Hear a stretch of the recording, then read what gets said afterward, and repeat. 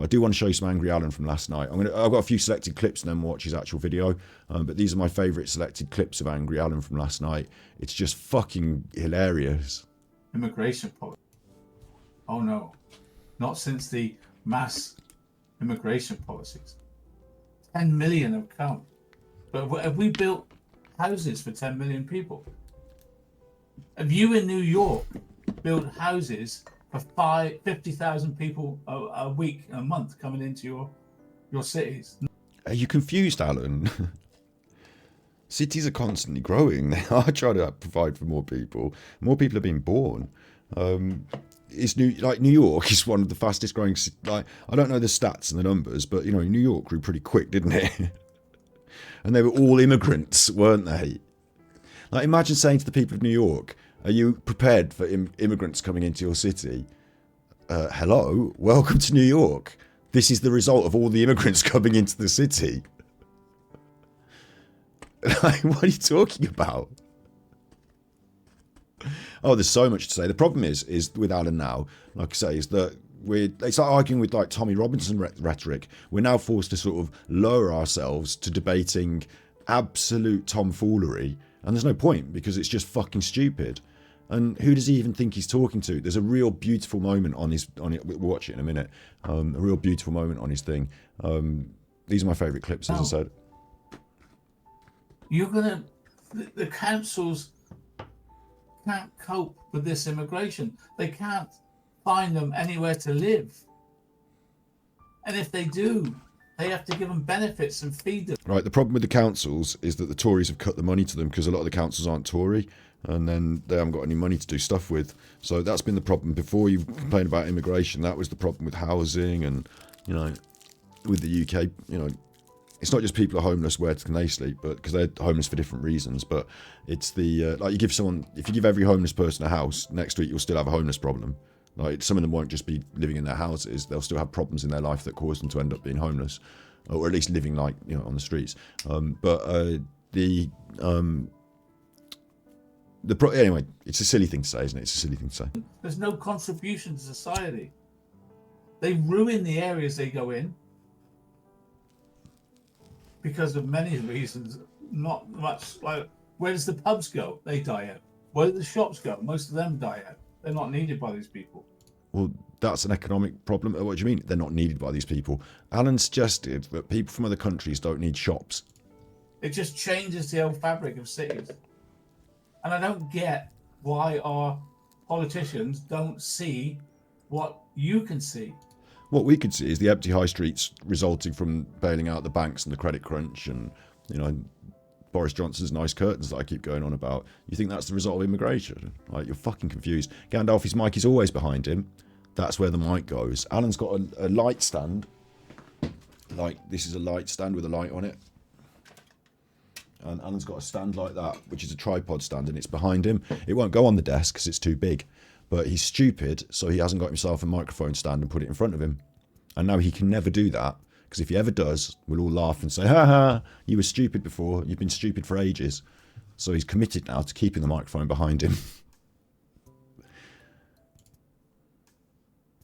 Did I just get, they ruin the areas they go in out of that? Find them anywhere to live. And if they do, they have to give them benefits and feed them. There's no contribution to society. They ruin the areas they go in. They ruin the areas they go in. What a fucking...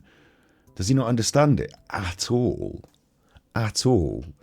Like, in Birmingham, we've got areas of Birmingham that were the Irish areas, and that was the first part of Birmingham that had like a big immigrant community enter into it. They got put in those areas because it was the slum landlords giving them the shit houses, and that the Irish community ended up settling, establishing, and then moving into some more affluent areas. And once they moved out of the shittier parts, then the next level of the next like wave of immigrants, the next like social lower class was put in.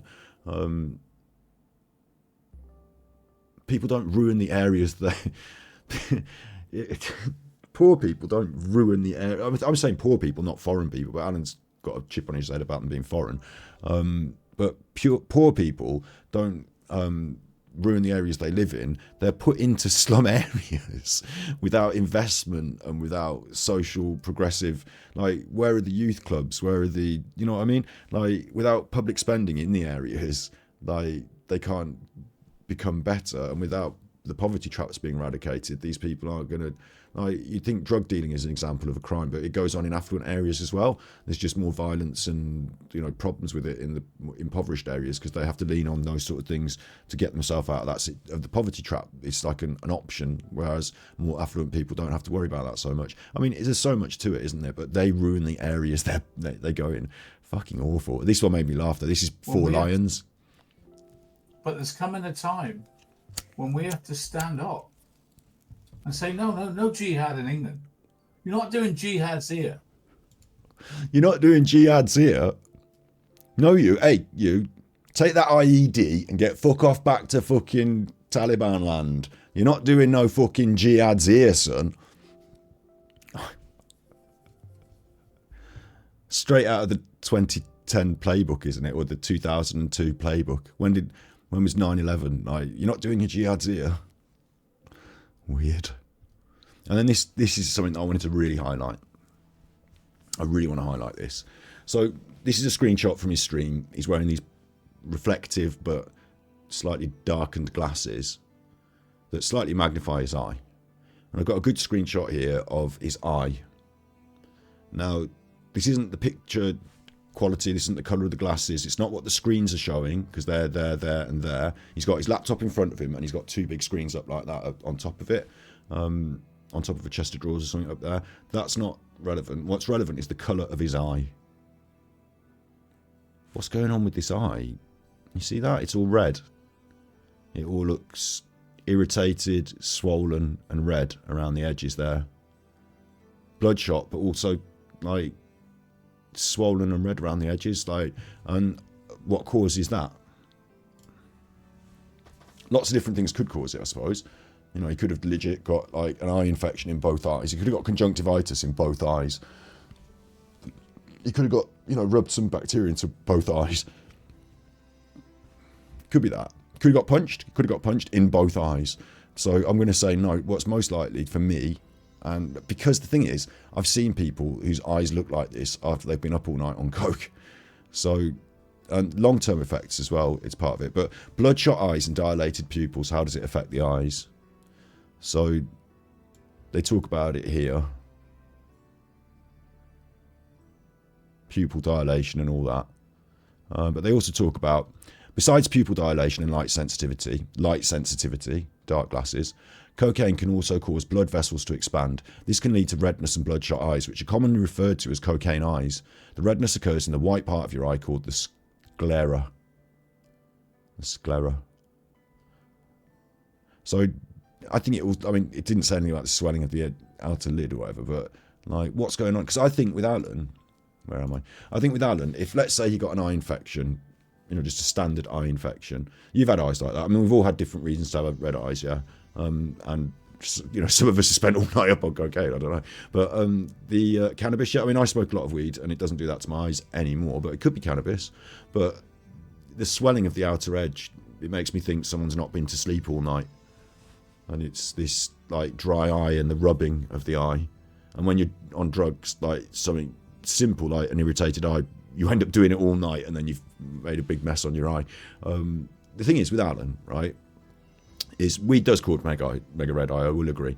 The thing is that with Alan, right, is that if it was something normal, like if it was, I've got an infection or whatever, he would come on the stream and he'd go, oh, I've got a bad eye, hay fever, let's say hay fever, right? Devil's advocate, Dover and Dolly's mum, hay fever. I've got a bad eye, yeah? Like, he'd be on, oh, I've got hay fever, I've had to go to the doctor, I need extra tippies, I don't know if I can do the show tonight, I need extra tippies. You know, that's what Alan would be doing, huge pity party, if it was anything legit, wouldn't he? He'd even do a community post, might not be able to stream tonight, you know, all this. Like, he'd make a big thing of it. But because he's instead tried to completely hide it by wearing dark glasses, he didn't mention it, he didn't talk about it, he just wore dark glasses. Not dark enough, it seems. We can see your eyes. So it says to me this is something he's trying to hide. So the only other options that we've got there off that list are crying, drugs, a variety of options with drugs, I suppose, but I would lean more towards cocaine. I don't think Alan would smoke a big spliff enough to get red eye and then go straight on stream, because he'd be all like confused and a bit disoriented, like if he's not a regular weed user. So I think it doesn't show the signs so much of that, but he always shows the signs of cocaine use. Like there's a meme, there's a I should be able to show you here a GIF. If I do the GIF and I put cocaine eyes like that, like look what happens when you get cocaine eyes come up on the GIFs. Like there's the red eyes one, there's these wide eyes, and the one that I was looking for that I actually posted in our mods the other day. This one, look what she's doing with her eyes, looking around. There's a lot of looking around going on, a lot of looking around. Like Alan's eyes are known for, you know, doing the side, the look, the side, like this. Like, and we comment on it all the time, don't we? We pick up on it all the time that he's like doing this weird looking around. And what's he even looking at? Because what's even over there? Where's the one I was posted with the eyes moving? Anyway, a few of them have come up like that, even on the meme GIFs, you know, big looking around eyes. And Alan does that all the damn time. So maybe it's a symptom of like long-term use, or maybe he's, you know, I wouldn't put it past him to say to himself, I'm feeling really rough, I'm feeling tired, and I want to do my stream, so I'm going to take a small amount of cocaine just to get me through this next bit, and I'm not going to be like all high and saying all weird shit, hopefully, but, you know, just a little bit. So there's that. If he had been crying, right, I don't know if he would hide it completely. Again, would he hide it completely, or would he do it as a big pity party? He said he'd been watching Chelsea, and if Steve's there and they're watching the football, does that mean they've got Sky Sports? Who's paying for Sky Sports? Or has he been down the pub to watch Chelsea? I don't know. No, it just, his eyes seem fucking weird. So if he'd been crying enough to go on stream with red eyes, he would have had to been doing it instead of watching Chelsea. And Chelsea won, and he said he was watching them. So I wouldn't put that, you know, I think that sounds right for Alan, watching Chelsea. Having all these emotional, you know, if he was emotional enough to cry, wouldn't he be, you know, putting that across on the stream, being all emotional and like pity party? But instead he tried to pretend it was nothing. Like, didn't even mention it, hid it with the glasses. So I'm going to say that looks, because he was away on Saturday with his usual trip up to Vinny's, which I think he's going up to Vinny's to sell cocaine, because there was that report on the Vinny's thing on the TripAdvisor. So I think he's going up there to do that. And I think if he's trying to make extra money, he might have tried to get some good stuff or some different stuff or whatever, and he might have done this to his eye. Can you see the other eye? We will in a minute on his stream. The other thing is that or maybe he got some cheap stuff and he did it to his eye. But he was off Saturday, but also Sunday. He usually comes back and streams on Sunday, but he was also off on Sunday. And he said he was going to be on Sunday, but he wasn't. So did he have an extra night of it? Did he have a big night of it? You know, too much of a night of it? We don't know. Retina burn. Big ups Jessica S. Now there's a comment. Retina burn. Has he simply been in the black room? Dover and Dolly's Bob says telephone. What do you mean?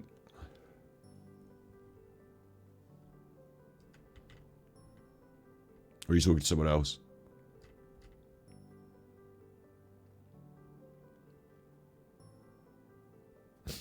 My phone's in the other room. No one knows my number, so they're not calling me. Like, you don't know my number, you're not calling me.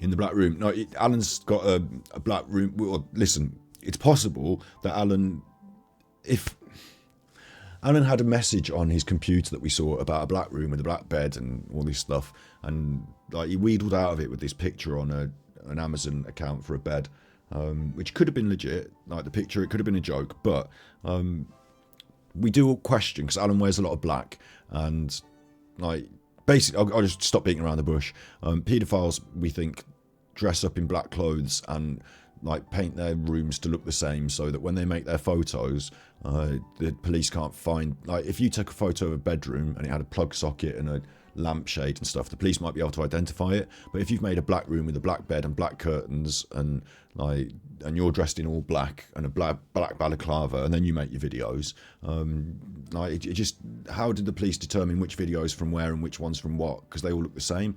And I think that paedophiles on the internet do that. And so a lot of different things are pointed towards Alan constructing a black room somewhere, and maybe he's just like the guy who the proper trafficking gang use to, right, Alan, go in there, we've got a new property, want you to do the black room in, go and do the black room in this room, and then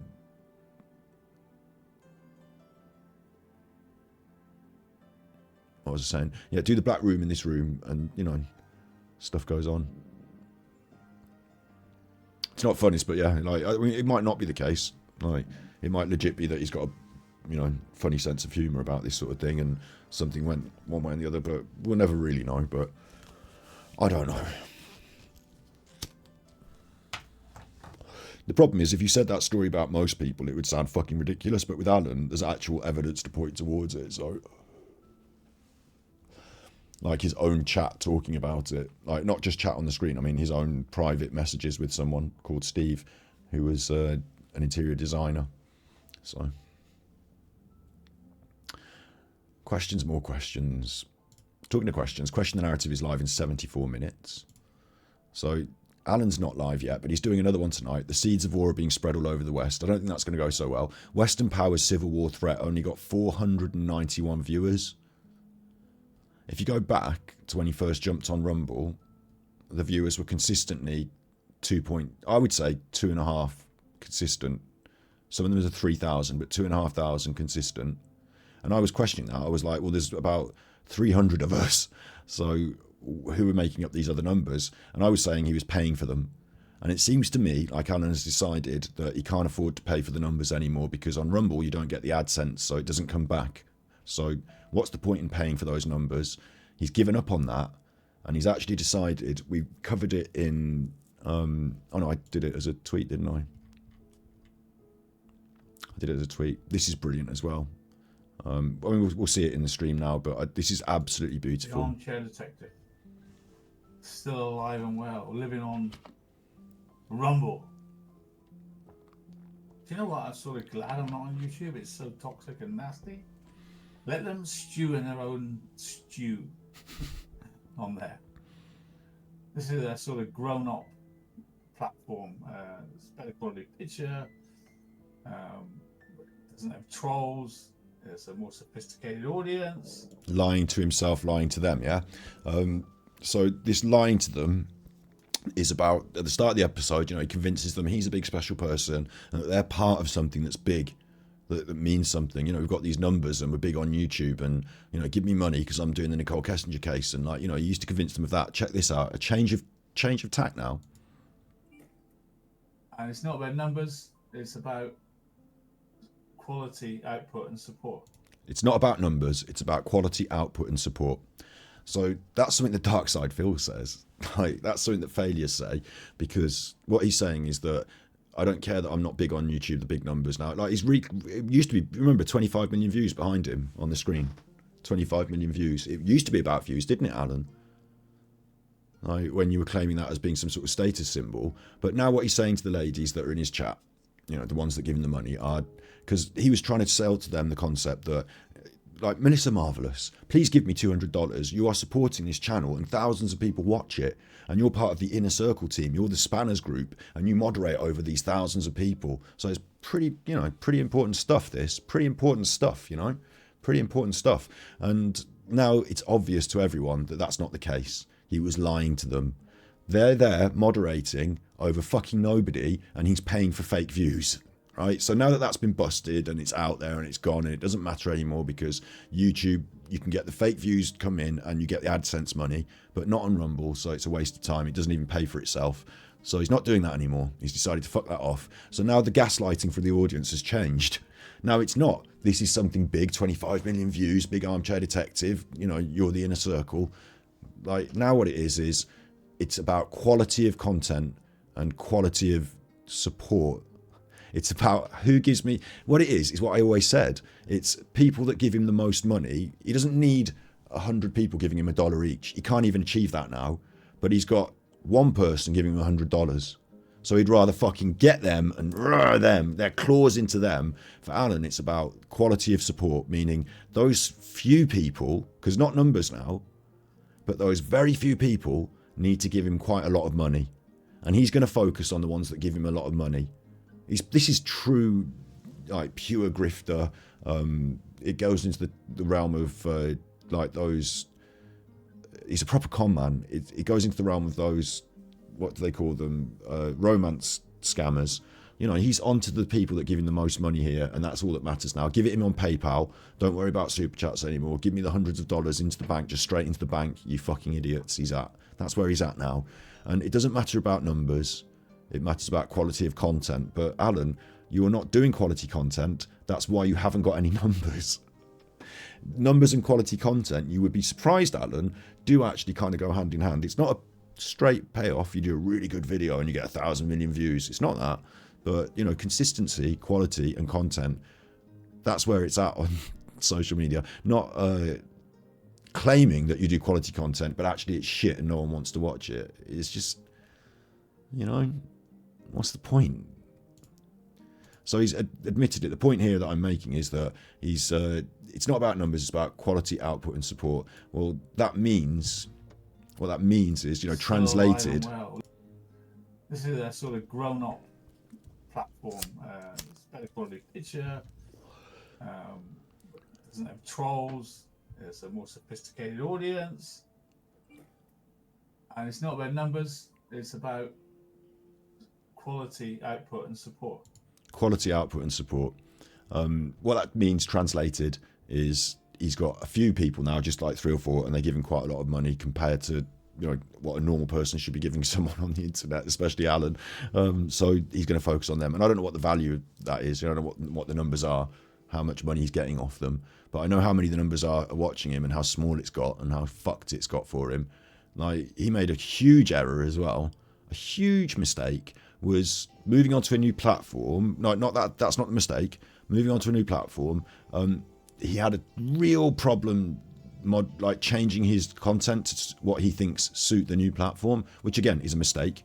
That is a mistake, but that's not the one I'm highlighting here. The mistake was to go on fucking holiday playing poker, because any momentum Alan built up here, any momentum at all, got just totally written off while he decided to fucking do nothing.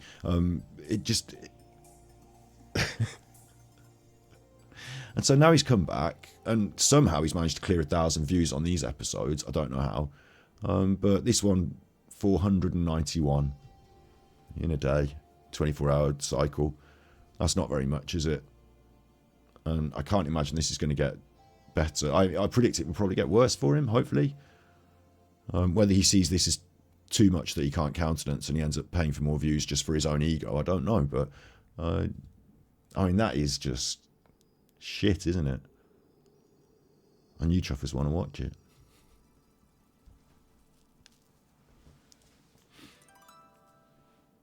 You're alright, doggy. He seems to be alright down there. You see, for me now, I could put time on that and say that's my bit of Alan for the day. I've highlighted the clips that I thought were good. There's one more clip that really breaks his heart that's funny. But other than that, I don't want to watch his whole episode and analyse it all because it's shit. We've got Question the Narrative in an hour, so we've got some time, like I said. So I'll highlight a couple of things, another couple more bits out of this.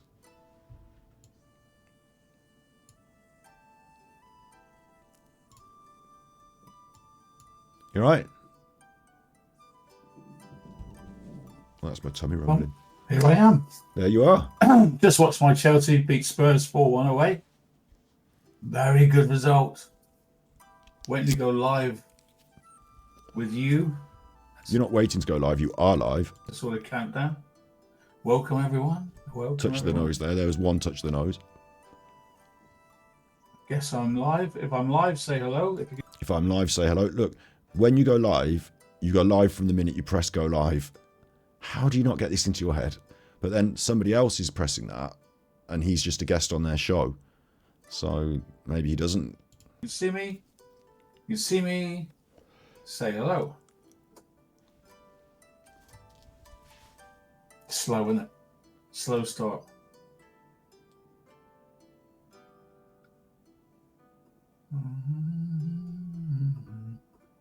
Oh, actually, maybe I just figured this out. Maybe somebody else does. You know, he's AD. It says it in the corner. It's in blue. It's cut off on the side there, but it says it in the corner in blue because he's a guest on somebody else's StreamYard. But maybe he's got his own StreamYard, which he appears as a guest on through a second account, and then upload like streams to that. Maybe he is creating an extra delay through that process. You know, maybe because I think he sends his, you know, joins Kakar's StreamYard, and then Kakar goes live, and he's effectively live on his own channel without having to do anything. All I have to do is join your StreamYard, you do it, you know. But it might be that he joins StreamYard and on another computer in his own house and then sends it from that in some weird, convoluted, strange behaviour. Here I am. I always turned up on the Rumble nose, about a minute that's two. after I can see myself live. How are you? Start of a new week. I always turn up on Rumble about a minute after I can see myself live. No, you turn up on Rumble and then you see yourself live after a minute. But you irrelevant. Don't watch Rumble to see whether you are live or not. Like Chair detective. Still alive and well. still alive and well. And also, this is now not that wonderful quality that he said it was, is it? Hang on. Living on Rumble. Like that's it at its highest quality. And on my screen, it's not sharp. So it can't be like I've got a fucking lovely like monitor that 1080p colours stuff. I don't know what the spec is. I've got a nice monitor then, one nice monitor. The other one's an old telly, but of the one nice monitor, listen, it's not in 1080p. It's not sharp. It's not, something's going on, and I think what's happened is it's reducing the upload again. I think he was getting problems with it, whether it was sharp or not in the past.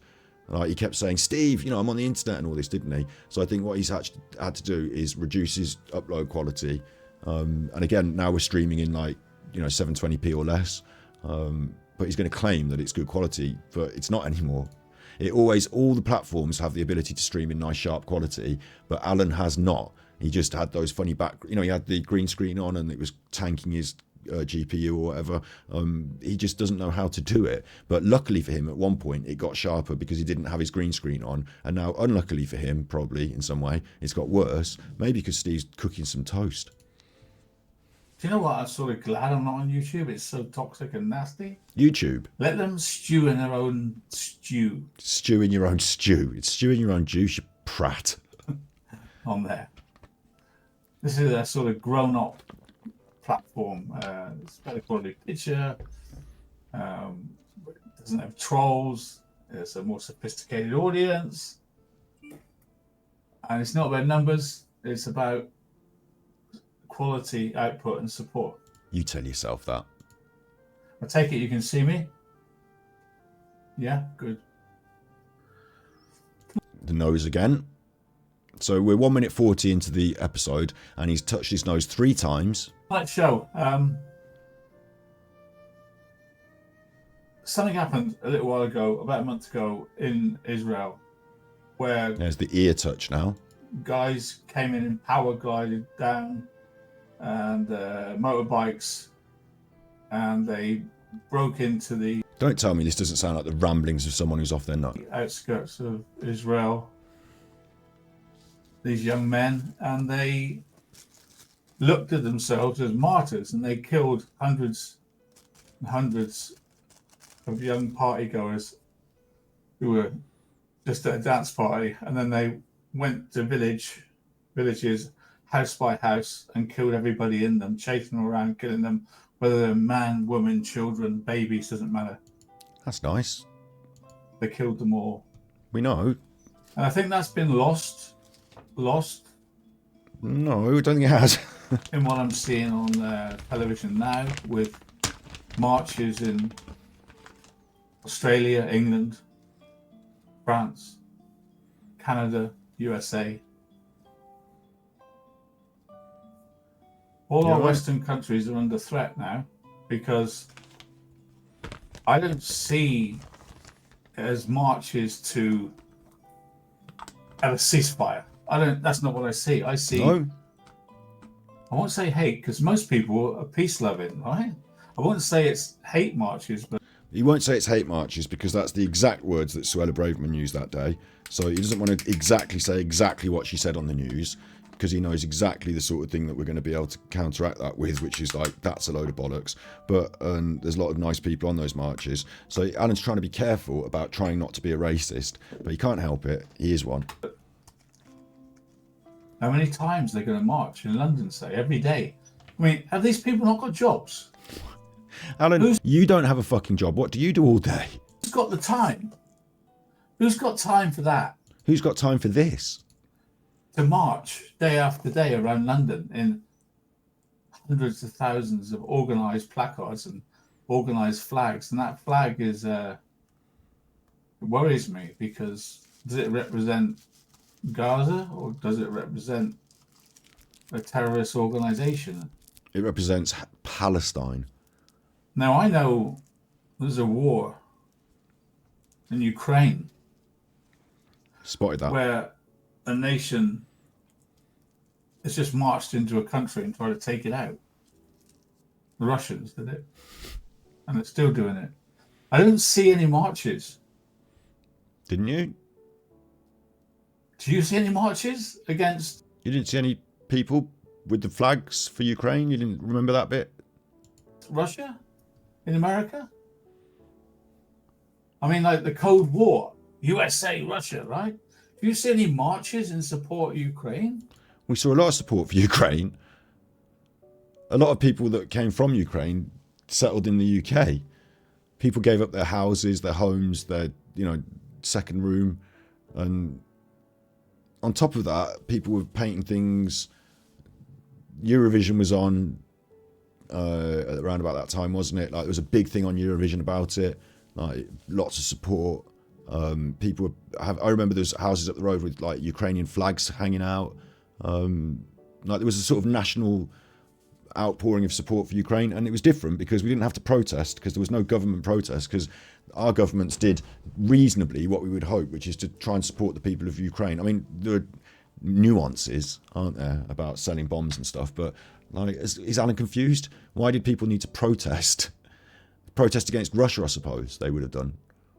But in solidarity with Ukraine, the UK stood, and people came from Ukraine to live in the UK. So a bit different as well, because our Prime Minister in this one put the Israeli flag like projected onto Downing Street, so people felt a bit differently here.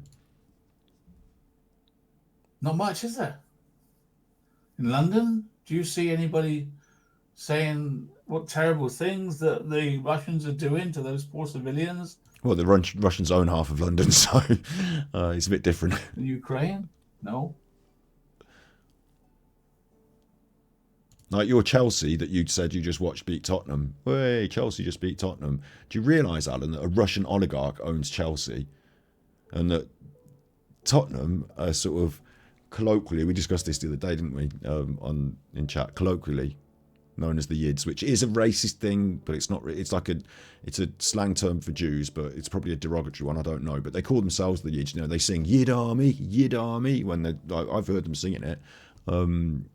It's just a bit of fun football anyway. So, but you realise, Alan, that your beloved Spurs are owned by a Russian oligarch who bought his way into that chunk of London, like your beloved London, that you never ever go to and have no connection with at all.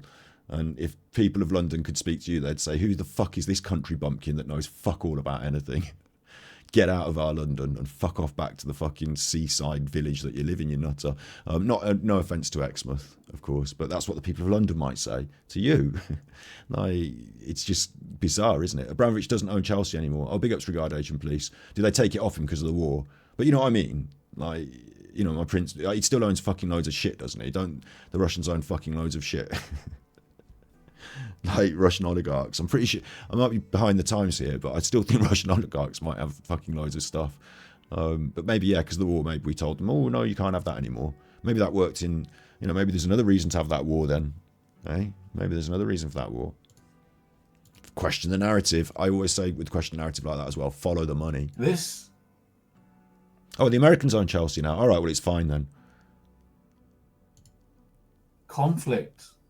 It would be lovely if Saudi Arabian people bought Chelsea. I would fucking like they bought who was it? The Emirates bought Man City, wasn't it? Their Saudi Arabian money. Could you imagine what Alan would do?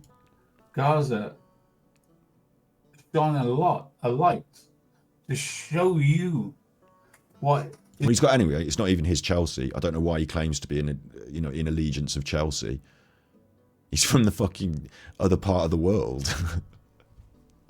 Like, Alan should support Exeter City and just accept it. In fact, Alan is an Exeter fan that goes and watches Chelsea. That's all. It's a reality in your country. Well, he's not an Exeter fan. He's just, his local team is Exeter. So he has to accept it. And he can be as glory hunting as he wants and go and fuck around pretending he's Chelsea this and Chelsea that. But Alan has no connection to Chelsea and he's just a glory hunting twat. And they're the worst kind of football supporters who won't go and support their local team because their local team, and for Alan, it's literally up the road. Their local team could do with the support and the money and the, community support. But people go, instead of watching the local Exeter, they just fuck off, don't they, Alan, and think that London's better. But that's sad. Alan, you're watching Alan. Sorry, yeah, I'll go and watch Alan live now if you want, yeah. If he's fucking about and something's going wrong. Look at this! Oh, the creep! This is brilliant.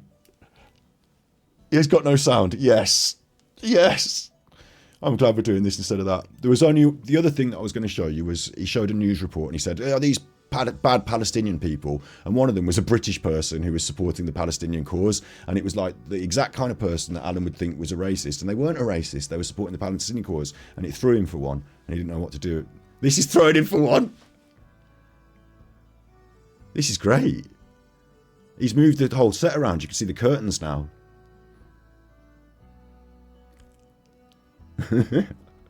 Under Armour. Under the weather. Under the floorboards. This is great. He can't figure it out. Look, he can't. Oh, he's just now he's angry and he's talking and they can't hear him. And I hope he doesn't figure it out because now we're just on Kakas. He's decided to fuck off because he doesn't want people laughing at him. That's what he's done. He'll figure it out offline, which is probably sensible, but it's a real shame because we were enjoying that. I'll take it back to the start. How far? Oh, I can't. It won't let me. It's one of those lives that won't let me. Fuck. Oh no, this is the start of it happening, as far back as I can go anyway. No, it won't let me. It's just... No, it won't. It's one of those lives that won't let me. They've all told him in chat that they can't hear him, so he knows they can't hear him. I say they. We've got Anaphylaxis, Liz, Elizabeth, Scouse Girl, Spicy Lady, Kate Mick, 6. Boy is now part of their crew, 7. Jojo Hamilton maybe, 8, but I think she's gone. Deke, 9. Shay, 10. Amanda Holland, did I say? No, there's a few of them there, aren't there? It's like 10 or 12. 10 or 12. It says 84 watching. You know what we're watching for. I can skip back. This is back. I've skipped back a bit. But it's having trouble. Rumble's having trouble doing it.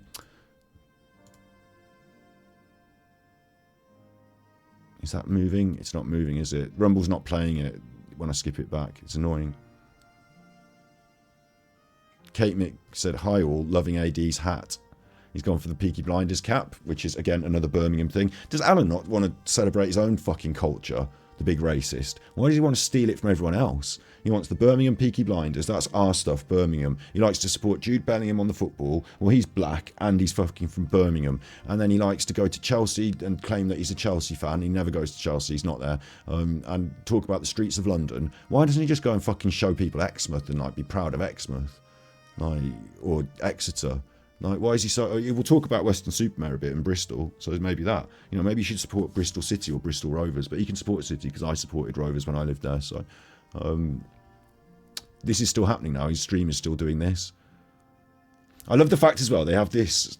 that we think is Kaka's... I think it could be his, like I said, it could be on another computer, but otherwise, when his stream goes off like that, he's rebooting his computer, they're saying, yeah? So why is this still live? And it can't be, he's got to have either another computer in the room or somebody else which is running this, and he just joins as a guest. So he has this picture of this leopard cat, and I think that is Kaka or somebody else that has that. That's not an let's just say it's an interesting choice for Alan, right? Yeah, so hopefully he's going to come back in a minute with no sound. That would be brilliant. But the stream is still live, so that's really interesting. And there's something else I was going to say about it all. But I've forgotten. So what do you want to do? Do you want to stay here and wait to see when he turns up because it's live and it doesn't allow you to rewound it? Or do you want me to put on something more interesting while we watch the blank screen?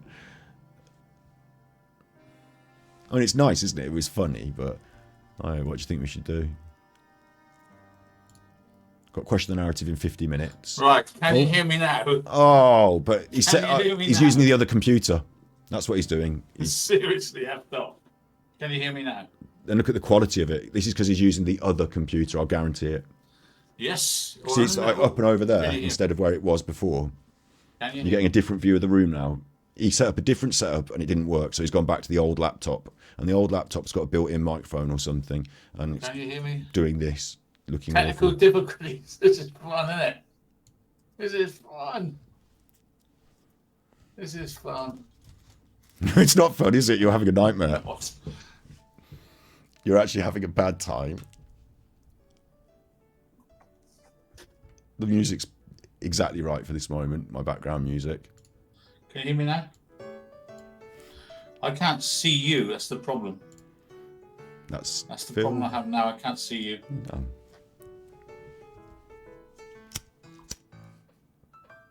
Hopefully, we'll be back on normal service soon. See and hear me. I don't know, because I can't see you. And I can't read what you're saying, so I'm hoping. Why can't he see or hear them? To be able to speak to you soon. Like, none of this makes sense from a technical standpoint. Bear with me. You can't see Rumble chat. You can see and hear me.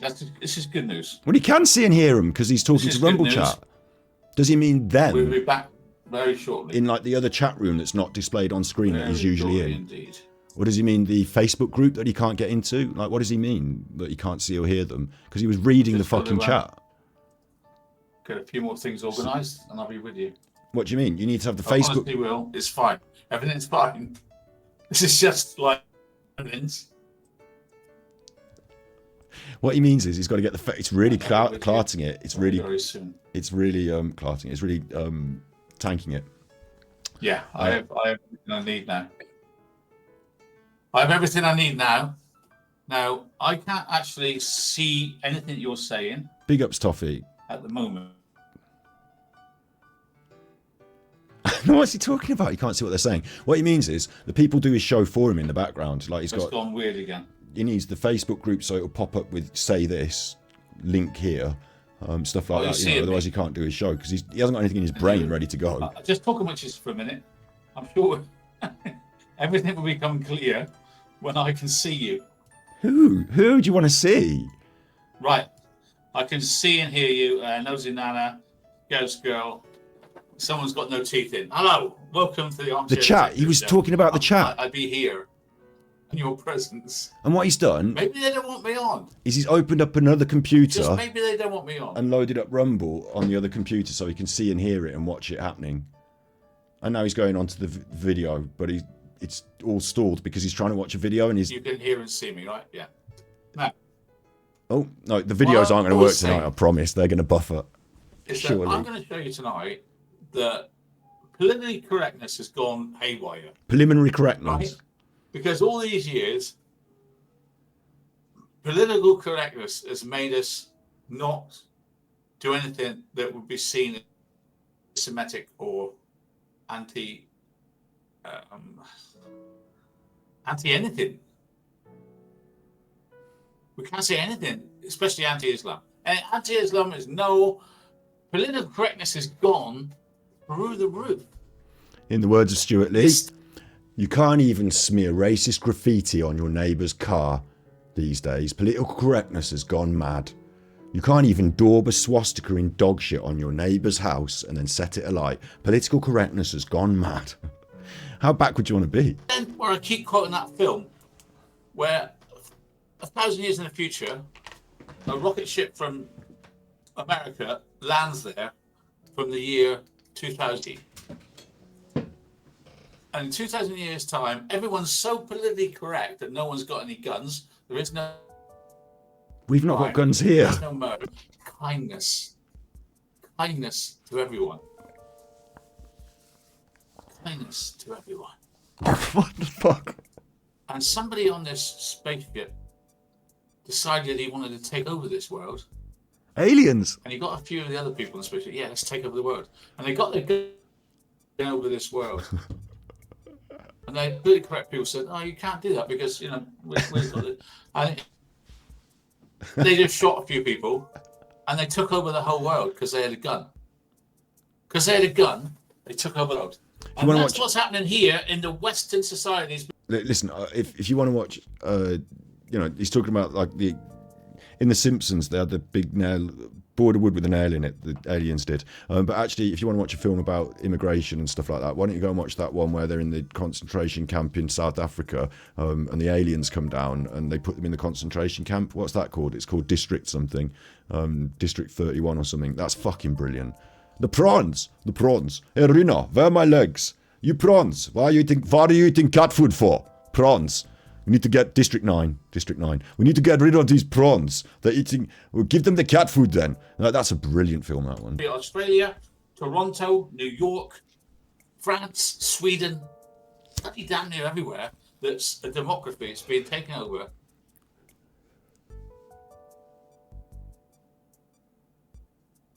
Well, this is unwatchable. In the Middle East. What do you think you're going to do to civilization? And what's he got to say? Nothing new. What do you think's going to happen? It's like you people from 2 years hence. Hate speech. 2,000 years hence, where everything's okay. Everything's allowed. No, you've got to stand up and fight. If you don't want to lose the West, we have to stand up and fight. And luckily now, you're a fucking they idiot. show themselves on the streets. I'm going to pause it one more time. You're a fucking idiot, right? What happened is that we were living quite like, I say we, like in the wars in general. I mean, for example, look at Ukraine. Yeah, the people in the Ukraine were not in general just fucking going around with guns. Like fucking they're living a bit of a harder life. Maybe Eastern Europe's a bit harder than Western America, like in some places, but like I don't know. Like anyway, the point is they got invaded by Russia, and most of the people fucked off because they don't want to be killed in a war. But the ones that wanted to get up and fight are now out there fighting, and you've got people like, and like you see them on Instagram, I guess, and whatever, like young people, like you'd be surprised, Alan, good-looking ladies with nice hair. All sorts of people who just decide to fight. And that's what happened in Great Britain as well when there was the war, like the Second World War especially. Like the people that went and got killed in the war, they weren't like some hard-nosed fucking kids of today wouldn't understand, they wouldn't be able to go to war like kids of today. They were just people like us, and they did just have to make the most epic fucking heartbreaking decision to just like stand up and be counted, and they did in droves. And so that world that they came from, okay, it wasn't as luxurious as it is today, but they're just people like us. Like that's the whole thing, that's the whole point. I notice you're not wearing your poppy again today, Alan. Where's that? Everywhere. And they're not just marching to get peace in Palestine. He's paused. That's not me pausing it, that's him. Oh. First of all, let's understand that... Here we go, the video. This can't work, can it? Surely the video can't work. To people of my generation and older. Because our families fought in the war and died in the war. You didn't fight in the war, you prick. Getting attacked in Edinburgh. This was a poppy seller. He's going on about the poppies. He's not even wearing a fucking poppy. I've told you I have a white poppy. Actually, the man that used to go around, he died. He was my neighbour. He used to go around. We bought a lot of poppies. So I could probably go and get one right now from the other room. But I give to the poppy appeal, but I wear a white poppy. I might do it for tomorrow. Like, I don't really want to stamp my streams as being like time-stamped Poppy Day, but because I'm not doing a stream about that. But as a broadcaster, maybe I should. But Alan is going on about this without wearing his fucking poppy. That's right. So this is Jim Henderson, who served with the. Look at the quality of what he's Army in Northern broadcasting. Ireland. He was a I'm member going of the to mute Royal it Corps of because, Sig- you know, I don't need to hear this fucking talk TV nonsense. But it's Daily Mail propaganda. Like, it's just all such a load of bollocks. I mean, I'm not going to suggest that it's okay to punch 78-year-olds in any context, but the Daily Mail says it happened, so it happened, and we're all going to get angry about it. Now, it's convenient, isn't it, that when we want to vilify the protesters and say that they're hate mobs and we want to get them off the streets, the Conservatives and Suella Braverman can label them hate people who want to fucking... They're going to go and take a shit on the cenotaph. No one suggested they should take a shit on the cenotaph. No one suggested it. You don't know the situation here, whether the poppy seller went over to them and gave them a load of shit and punched them first. You don't know anything. You were just being given a headline out of the Daily Mail and you're supposed to get angry about it. And the reason you were supposed to do that is so that then the general population are angry about these people that are protesting. So now we can fucking stamp on them with the police. Instead, like, the general population seemed to be a little bit happy with it and a part of it. So first of all, you win the hearts and minds, and then we can stamp on their faces. Like, this is just horrible rhetoric from the right wing, and it's being pumped in there by the Conservative people, not just the people, the party, the money donors. Like, who do you think pays for Talk TV? Who do you think like funds all this like bollocks? Like, it's just like 100% political. You might as well just be listening to like whispers from Jacob Rees-Mogg. Like, it's just 100% political nonsense. That's all it is. A political like the whole Poppy Day is going to be interrupted by protesters, and it's so bad, and like, you know, this it's an absolute. Remember last year's Poppy Day? How many of you went out and did anything on November the 11th at 11 o'clock? In reality, the most of you just probably, if you noticed, you were quiet for a moment and then you went on about your day. Like, there's going to be not that many people trying to cause a massive fuss as you think, unless you make it into a massive fuss. So, like, anti-establishment, anti-British position. So a poppy. And I'm not watching, and you know, I've done it. I know this is where I mentally, tap out with Alan, because I don't want to have to argue the. Like, this is like an argument that's beneath me. Like, if you can't understand this shit, if you can't see how they're trying to manipulate you and trying to make you angry on a principle that the most of the population these days, this isn't even the button to push. This is the button to push for the old people who are angry about black people, but it's not like the button to push for the general population, because the general population are actually in the main in support of free Palestine and peaceful protest, and don't want to have those rights removed because some fucker set up their table in the middle of a protest and is now unhappy about the way the world has changed around them. That image to me says the world has changed around these people and they're now completely out of touch, but they don't understand it. Like, of course the Poppy Days are important. Of course people want to donate to that cause. But more and more these days, people don't want to support the bombing of people in Syria. And if you sign up to go and kill people abroad and then come back and you got shot in the arm, people aren't as there's a difference between the First and Second World War and people's sacrifice and the way the politics of war and today. So there's all sorts of other problems with that as a concept these days. So it less and less is I'm not saying that proud of the poppy. Obviously, like I say, I donate to that, and I have my white poppy. My white poppy says I'm a peace-loving person who does not want to go into foreign countries and kill them unnecessarily and bomb hospitals. Like, we're going on about Gaza. We weren't we bombed hospitals in Syria. So I don't want to have that happen, but I respect the soldiers and I respect the protection of the realm, and I want to mark the day and show my respect. So for the war dead, so I wear a white poppy, which I'm going to start doing probably now. I've mentioned it too many times when we're doing this, but look at Alan's fucking shit show. He's watching. Who wants to do this? Who wants to watch Talk TV? And where does he get that from? YouTube. He's watching YouTube on his show. Where do you think he's got this from? YouTube.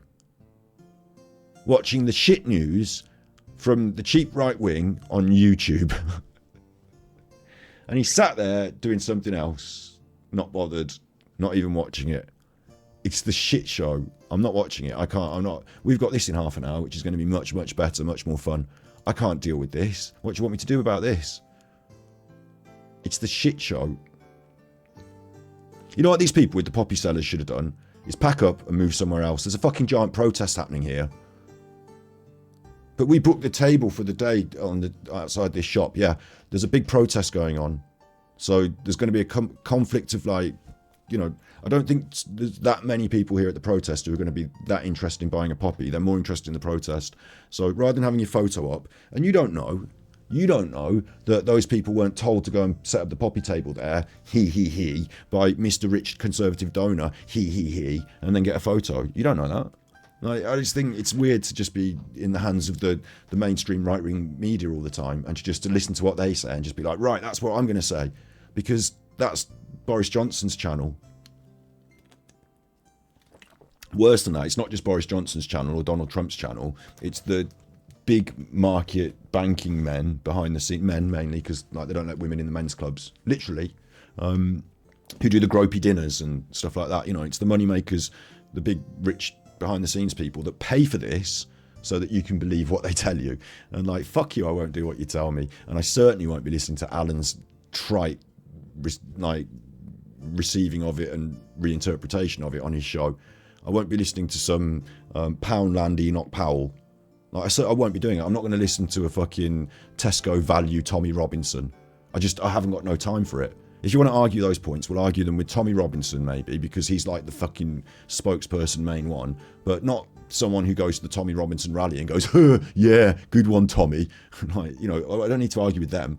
Like, they're not, like, they're thinking what they get told by these people. So, like, they're hardly, you know, the cause of the problem, are they? The grassroots support for the right-wing Nazism in the UK. What do you want me to do with it? What do you want me to do with it? Yeah, Piers Morgan, yeah. See, I'll argue with Piers Morgan. I mean, maybe I'm not on his level, but do you know what I mean? In terms of content, I will argue with Piers Morgan, but I won't argue with the man who watches Piers Morgan sometimes and doesn't understand things properly. And even Piers Morgan's not a good person to argue with, because he's more determined to make a problem with you in argumentative semantic terms than allow you the room to explore what you're talking about. Julia Hartley. Okay, wait. I've got something to show you about her. Right? I don't know what she's going on about here, and I'm not going to watch Alan showing it you, but I'll show you something else about her instead. How about that? This will be fun. So I've got one for her, and now I'm in the float where it's ready to say it. This is about trans versus cis. No, it's not. It's not showing it me. Will it show me? Why isn't it playing the sound? No, I'm having Alan problems. Oh no, I tell you what it's doing. It's jumped me into... No, yeah, it should be this, shouldn't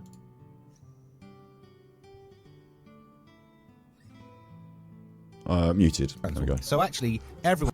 But also, if you are a woman in a woman's prison, you should be safe from being attacked by a cis or a trans woman. So actually, everyone should be safe in prison. Can I just say, you're not allowed to come on my show and say a cis or a trans woman. You're not allowed to come on my show and say a cis or a trans woman. A woman? It just is or the a Latin trans opposite woman. of trans. No.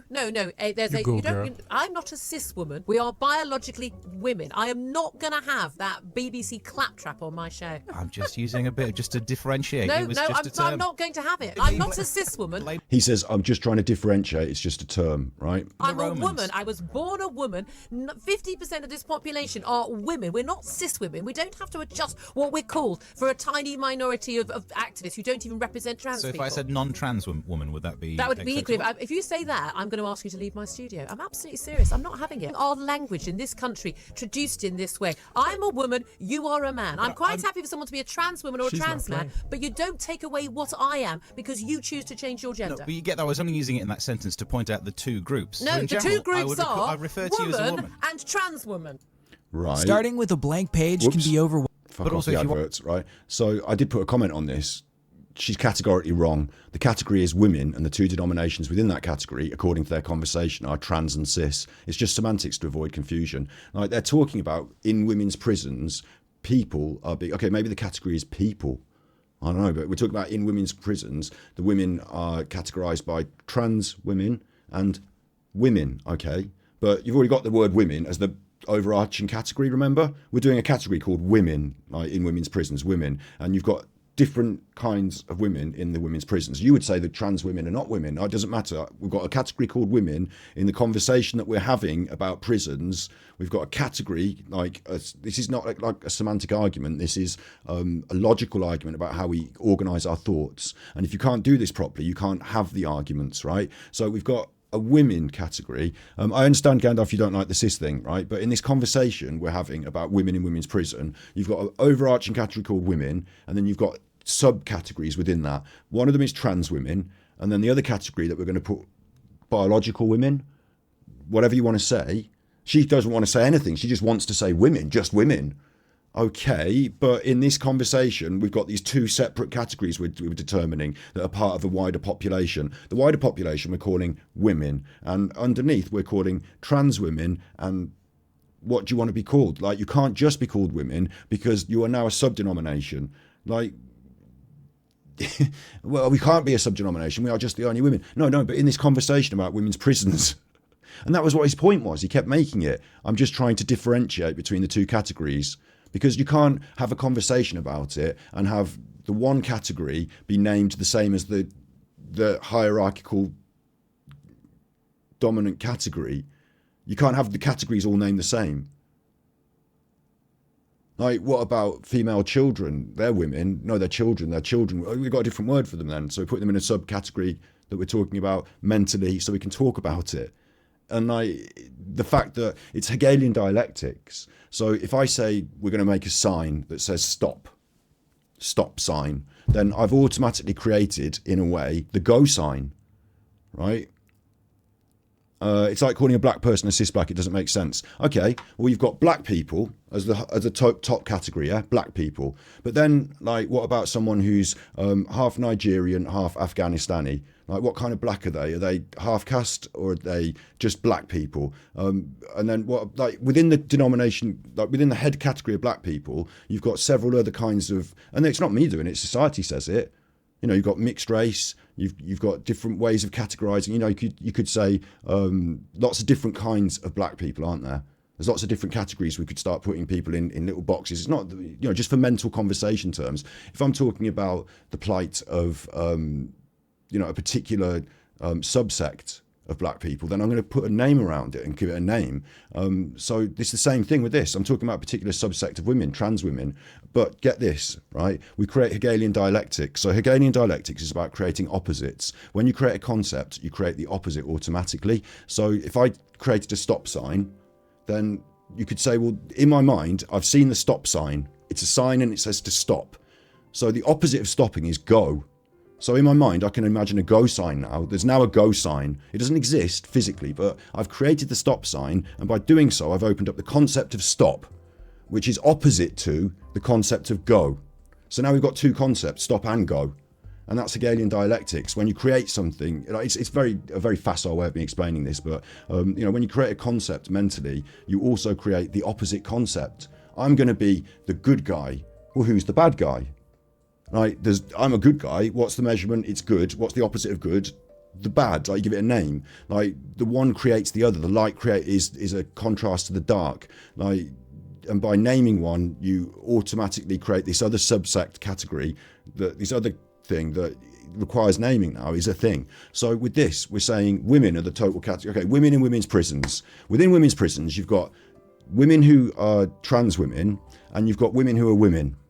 Okay, but as we start to talk about it, when I refer to the women, am I referring to all of the women in the women's prison, or am I referring to just the women who are not trans women? Because now we've got a problem. Every time I mention women, I have to say, you know, in the dinner hall when they're taking their trays, women prefer to, well, trans women prefer to do this, and women prefer to do this, and but also I don't mean trans women when I'm saying this woman prefers this sort of food. Like, it just, like, what?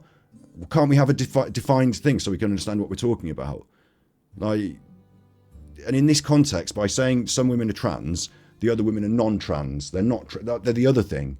And we can either give it a name. It could be cis. It could be biological. It could be fucking purple if you want. Purple women means women who are born women. Like, purple women then. Like whatever the name, or like biologically born, you know, whatever the name is, it is a name, because we've created subcategories. So she is categorically wrong on this.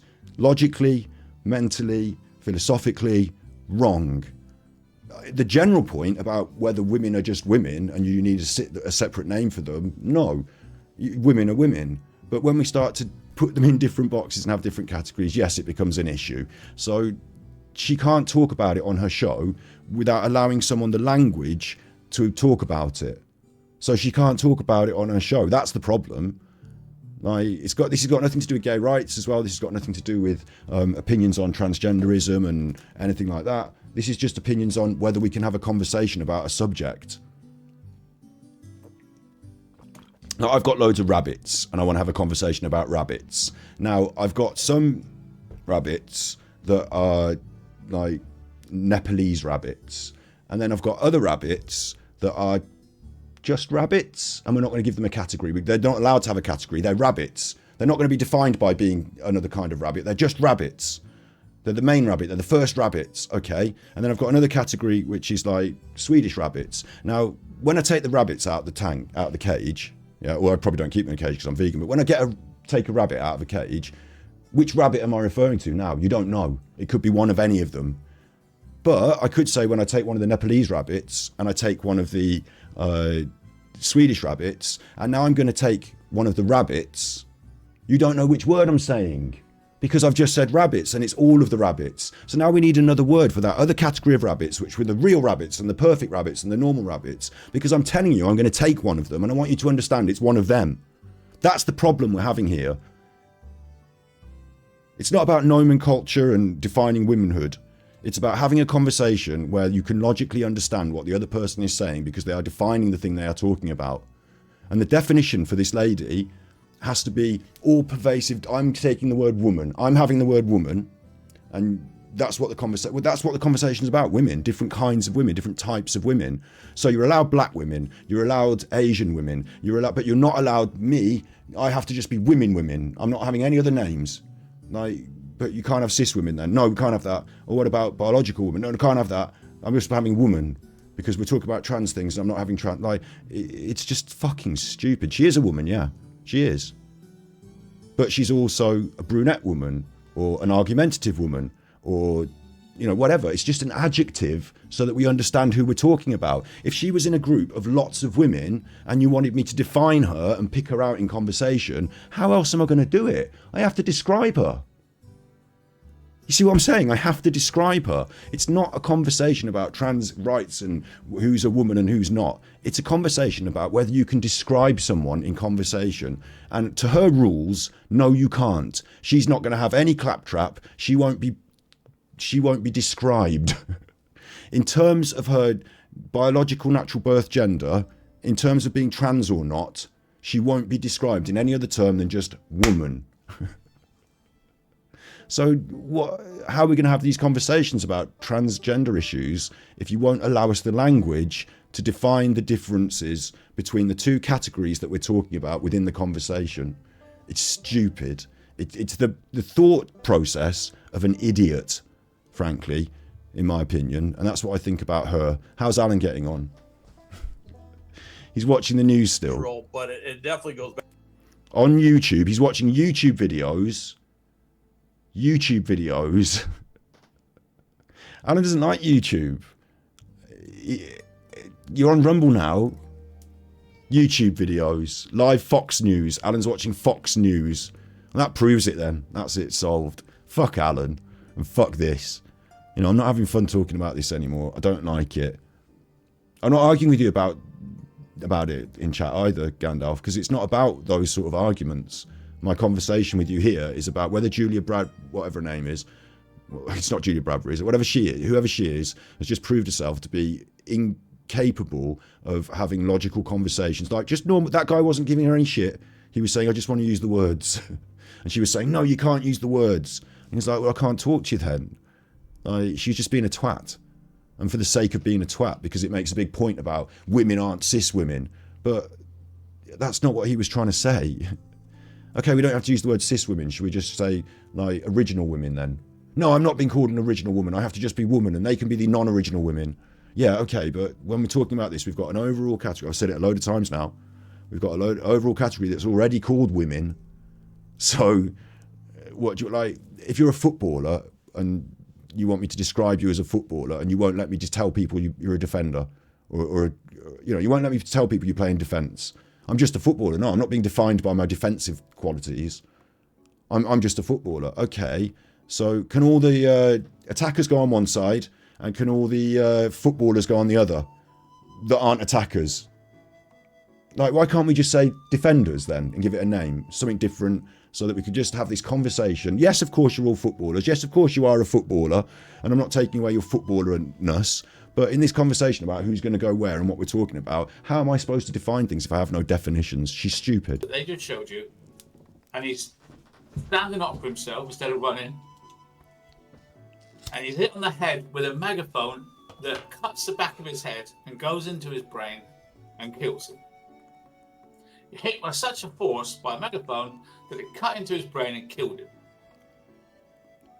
I don't think that's what happened. You don't see civil war coming? It didn't cut into his head and kill him, did it? It didn't cut his brain open. I thought that it gave him a brain hemorrhage because the impact of the force that he fell over and banged his head. You really don't see what I see? You don't see that this is the start? You don't? You think that one man banging someone's head with a megaphone in a row over a community-based, because it's partly a political and then partly a community-based dispute. You think that's going to start World War III? But Putin can march into Ukraine with tanks and bombs and guns, and but that man getting cracked in the head, then that's it. Well, it's time to learn. It's time to prepare. And it's time to watch Fox News, apparently, again. A pro-Palestinian. Like, how awful is this? You're getting the viewpoint from... Like, even if Alan wanted to explore a topic, he's just failing to do it, isn't he? Because you're getting the viewpoint from one media outlet, maybe two, but they're all on the same side. They're all part of the same conglomerate company that pumps this agenda. And the agenda, like I said, is we're going to demonise the Palestinian supporters. This is really bad what happened to this man. So they've let themselves down there, those people, of course. And I've explained it earlier on. What are they doing going marching around? They're angry, so they want to express their anger in the Jewish neighbourhood and start a bit of a problem. And then the Jewish people came out to have the fight, and now they've had the fight. So that sounds bad, yeah? It shouldn't have got to this, that's terrible. But this doesn't represent the social stand. Like, look at how many people are there for a start. Like, this is not a protest. This isn't one of those protesters that moved through the city and, banged up a Jewish man. This isn't that. But what they want to do is they want to take anything that makes these protesters look bad. They're going to shit on the cenotaph. They never said they were going anywhere near the cenotaph. There's no plans to go near the cenotaph. They're going to shit on the cenotaph. They're the worst people in the world. They'd come and fucking rape your daughter. It's just, they're trying to demonise them. And I'll tell you for why. Like I said, I'll tell you for why, actually. I'll just pause him when he's talking like that and quickly rumble up a bit of Alan and show you this quickly, because I do want it on this cut if I can. This is from yesterday. It's got an advert on it. Is he getting AdSense then? Is he getting ad money on Rumble? Who cares? Not enough. But this is from yesterday and his Rumble stream, which he showed videos, of course.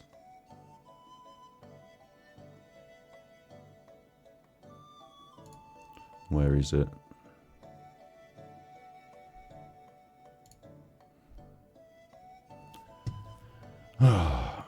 Am I going to be able to find it quickly? That's the problem.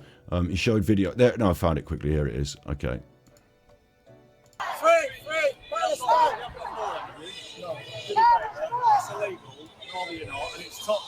Dude with a flare. Dude's white. Dude looks a bit like the sort of dudes that drink in Vinny's bar that are on Alan's team, that are all the, dude looks a bit like the racist nationalists. So Alan thought this was a good video to show because dude looks like he's actually on the Palestine side. What's this, Alan? A load of white, British, working class people supporting the underprivileged and bombarded Palestinians. Isn't this counterproductive to your narrative? Can you take it away from the people around here? Look at him. It is. It's not illegal though. Yes, it is. And the guy said, I can peacefully protest if I want. And the policeman said, yeah, it's an offence though. So it doesn't look like what you're showing us is exactly what you're trying to show us, does it, Alan? This looks like, a sort of normal British person that's standing up for Palestine and the police and them are just talking and nothing bad is happening. That guy was stood there with an Union Jack. That policeman was asking him away. If he was stood there with the Union Jack, the policeman would have dragged him away. For his own protection. For his own safety. Come on. Alan, come on. Made him look stupid there, didn't it? Made him look stupid. Turns out it's not what they're telling us on the news. It's not that all these Palestinians are shitting on the war memorials. I'm sure this guy wears his poppy with pride as well. Well, I'm not sure, but you know what I mean? I'm sure that like people have both opinions and can be both British and support the plight of the poor Palestinians. Like, it's not one or the other. And here we have democracy in action, people protesting, the police talking to them. Okay, the flare's a bit of an extra step, but the police talking to them, the protest happening. It's just not what you think it is. No one's getting bashed in the head with a fucking megaphone, shit on the cenotaph. Someone's going to fucking, you know, have sex with the cenotaph, are they? That's not what's happening. So Alan's painting it out to be something it's really not. And so are the right-wing media, so that we can vilify the normal people who are getting behind Palestine, because they've decided, you know, Richie Sunak and his Conservative government are Israeli, they're on the Israeli team, pro-Israel. So for there to be a groundswell of support in the nation against that, they can either like fight with the people, or they can try and change their minds. And the way they're changing their minds is to make the Palestinian supporters seem really bad. So before they even think about the cenotaph, well, they're going to shit on the cenotaph, aren't they? And Suella Braverman said that anyone who went near the cenotaph is going to get fucking dragged off to prison as quick as bollocks. And I think they should. I think they should, because people shouldn't be damaging the cenotaph. Well, no one's planning to damage the cenotaph. They're making up shit to make you angry. And how much will the British stand? And Alan has totally fell for it, hook, line and sinker, which is weird because he's not the beneficiary of the Conservative Party and their policies, is he? You know, he's not making lots of money off, like, you know, corporate banking or anything. He's just showing these fucking... This one now is the Telegraph. Off YouTube again. So it's just YouTube for Alan, that's all he's got. Watching YouTube videos on his Rumble channel. And going, the fucking bad fucking races. I don't like them bad Arabs. Fucking pathetic, isn't he? It makes me a little bit cross as well, so I've had enough of this. You know, I don't want to watch the rest of his show. I've told you that now. I'm not watching any more of that. Like, what good is it? Even if it is good news reports, Alan puts his fucking horrific spin on it. So, what good is this to anyone? It's just shit. Yeah, I can't watch any more of that. I'm closing that window. I literally can't. Alright. I'm going to carry on streaming, obviously, but... The armchair detective. Still alive. I'll cut that for YouTube. You be good, my little bookos. Rumble. Do you know what? I'm sort of glad I'm not on YouTube. It's so toxic and nasty. Let them stew in their own stew. Let them stew in their own stew, which I'm then going to ladle out for my Rumble stream and eat readily. What are you on about? You don't want to be on YouTube. All you have for your streams is YouTube. On there. This is a sort of grown-up platform. Better quality picture. Doesn't have trolls. It's not grown up either, is it, Alan? Because, you know, you're not having grown up conversations. You're acting like a stupid baby. All right, I've said enough. You be good, my little podcast, and if you can't be good, you're naughty. I want to try and keep the Alan stuff down to a minimum.